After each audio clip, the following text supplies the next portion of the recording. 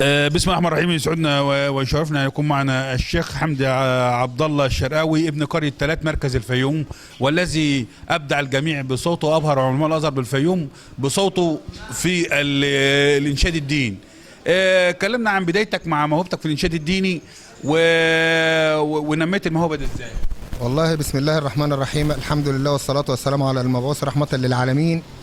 أنا والله من وأنا صغير كان دايما في تشجيع من والدي، كنت أنا بحب المشايخ اللي بتنشد إنشاد ديني زي الشيخ طلعت، الشيخ محمد عبد الهادي، الشيخ ياسين التهامي، وكان على رأس العمالقة دول الشيخ سيد النكشبندي والشيخ نصر الدين طبار، ده بالنسبة للإنشاد الديني.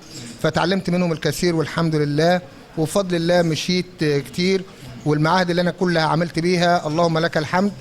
كنت بدرب بعض الطلبة وبنحصل على بعض المراكز الأولى دائما. نستمتع بقى بصوتك في الإنشاد الديني وتطربنا بيه.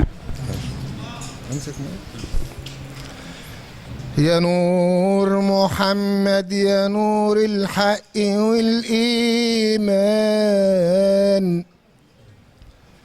يا نور وجاي من السماء في هداية الرحمن،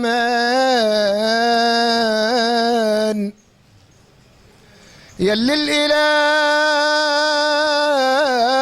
أكرمك أنزل عليك قرآن.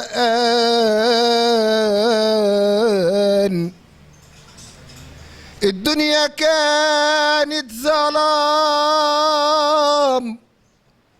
الدنيا كانت ظلام، والجهل ماليها، ولما أتاها النبي، ولما أتاها النبي نورها بالإيمان. الليلة حلوة أبشروا يا مسلمين، ليلة ميلاد المصطفى طه الأمين، اللي أتى والدنيا عايشة في ظلام، اللي أتى والدنيا عايشة في ظلام، يهدي بأنواره جميع العالمين. صلى الله على محمد، صلى الله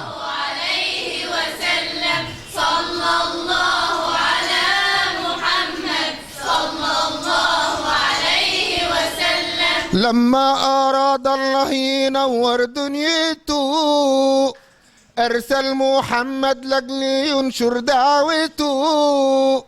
لما أراد الله ينور دنيته أرسل محمد لأجل ينشر دعوته.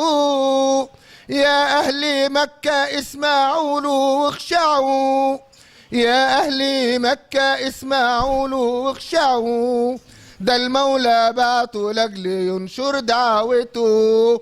صلى الله على محمد صلى الله عليه وسلم. مشايخ بقى اتأثرت بيهم؟ أنا اتأثرت بعملاق الإنشاد الديني على مستوى الوطن العربي الشيخ محمد عبد الهادي، وبالنسبة للإنشاد الديني الشيخ نصر الدين طبار.